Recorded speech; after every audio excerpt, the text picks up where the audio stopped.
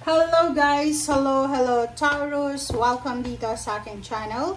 Kapalaran 888, welcome Taurus. Alamin natin kung anong messages, anong vibration, anong gabay, anong energy, anong guidance, anong vibration, frequency, ang gustong iparating sa'yo ng iyong tarot. Okay. Taurus, this is courthouse. Courthouse is number 23, number 5. Nakikita ko sa'yo dito na meron ka bang unexpected na balita na matatanggap? It's either ano ba yan? From the court? Kasi messenger to diba? So, posibleng makatanggap ka ng email, ng chat, ng call, ng letter from the court or from someone, from the company, or kung saan pa man siya. Okay.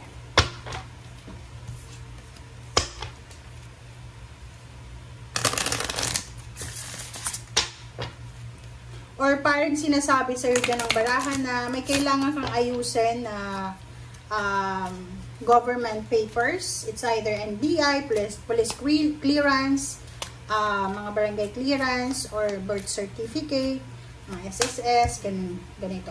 Okay, sign.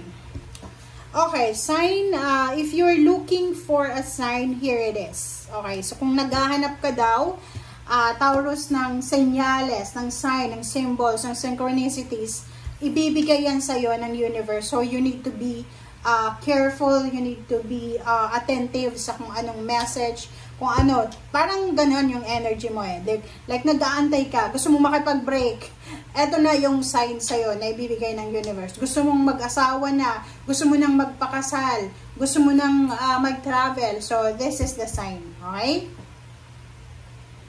Okay. Thank you, Taurus. Tingnan natin.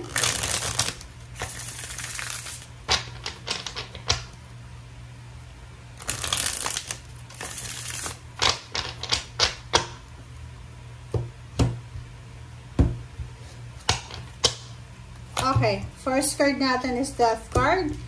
Wow. So, this is the sign. Okay.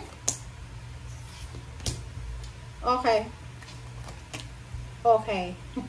So, yung message mo dito, Taurus, is sobrang resonated sila sa bawat isa. Kasi, kung makikita mo, yung Death card, first card mo, sinasabi ng baraha dyan na may kailangan ka ng tapusin. Which is, meron din ditong the World card. So, parang back-to-back sila. Diba? Na, in positive or negative, kailangan mong matapos ito. It's either relationship, it's either trabaho, it's either, ano ba yan? It's either waiting time.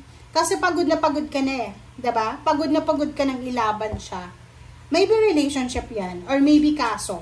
Paki-comment nga sa comment section if you resonated. Kasi, dito sinasabi ng baraha, maybe ikaw ay isang Taurus na meron kang pinaglalaban na divorce or annulment, or may pinaglalaban kang kaso about money, about anything, na parang pagod na pagod ka na. Pagod na pagod ka na, pero hindi ka tumitigil. Pinaglalaban mo talaga kung ano man itong pinaglalaban mo. So, this is the sign. Sinasabi ng barahan na kailangan mo nang maintindihan na eto na yung sign, eto na yung senyales na tapos na, or kailangan mo nang tapusin. And kung pagod ka, wag mo nang ipaglaban. Okay?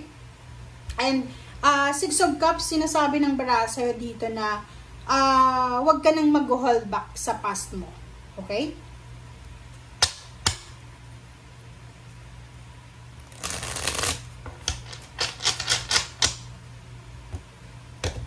Okay, sorry. Ang lit kasi neto, guys. Okay, confirm natin yung Death card. Okay, Taurus.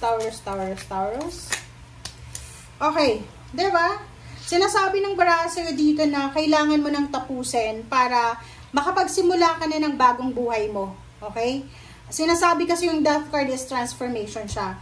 It's a ending and new beginnings. Alpha and Omega siya. So, paano ka makakapagsimula ng masayang buhay kung naandyan ka pa rin sa past mo na nag-hold back ka pa rin sa past mo. So, dito sinasabi na it's the perfect time, diba? This is the sign na sinasabi sa'yo na focus on the happiness. Focus ka dapat sa kaligayahan, sa positivity. Okay, so 9 of Wands. Ano ba yung rason kung bakit ka pagod? Or ano ba yung dapat mong gawin ngayon na pagod? Oh, sorry. O, diba? Hindi ko yan kukunin sa ilalim. Okay, so yung 9 of Wands is 10 of Pentacles. So, pagod na pagod ka na sa pag-a-apply ng trabaho. Pagod na pagod ka na sa trabahong ginagawa mo. Pagod na pagod ka na sa pagiging 10 of Pentacles. Yung parang, halimbawa, marami naman kayong magkakapatid, pero ikaw yung inilagay ng magulang mo sa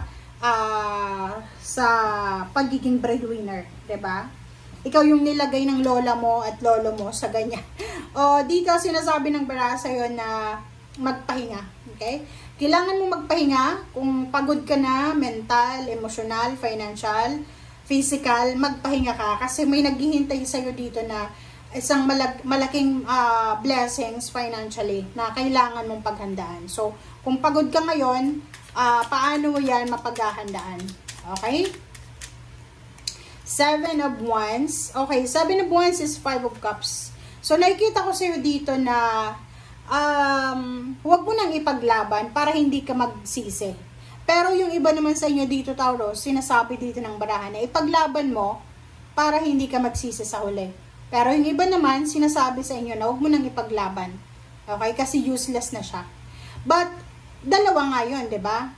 Depende yan sa sitwasyon mo. It's either ano ba yung pinaglalaban mo. Kung pinaglalaban mo yan, talagang gusto mong ipaglaban kahit pagod ka na, kasi ayaw mong magsisi sa bandang huli, just go. Go, ipaglaban mo. Pero kung alam mo na wala, ending na to wala nang dapat ipaglaban, diba? Hindi na worthy. Parang gano'n, yung sabi ng bara sa'yo, hindi na worthy, hindi na useful, useless na siya na ipaglaban. So, just let go. Okay? And, tingnan natin. 6 of Cups. Yung nag-hold back sa'yo. The World card. So, dalawa yung The World card. So, sinasabi yun sa'yo ng 6 of Cups na, yun, pag tapos na yung relationship, tapos na. Pag alam mo na hindi na pwedeng ibalik, huwag mo nang ibalik. Diba? Kasi paulit-ulit ka lang masasaktan. Or, parang ganun. So, wag ka nang mag-hold back. Tapusin na. World card, tapos na siya. Okay? Pag tapos na, tapos na. The World card, ano ba yung message? Oh, sorry. Tingnan natin. Diba? Tower. Sinasabi ng braso dito na pag tapos na. Wag mo nang galawin. Pag sinabi ng universe na mag-move on ka na, mag-move on ka na. Wag mo nang ipilit. Kasi pag pinilit mo pa, babagsak yung foundation mo. Okay? Kasi hindi yun yung naka-destiny Yung parang, you're against the flow na. So, yun. Okay? Thank you guys. Bye!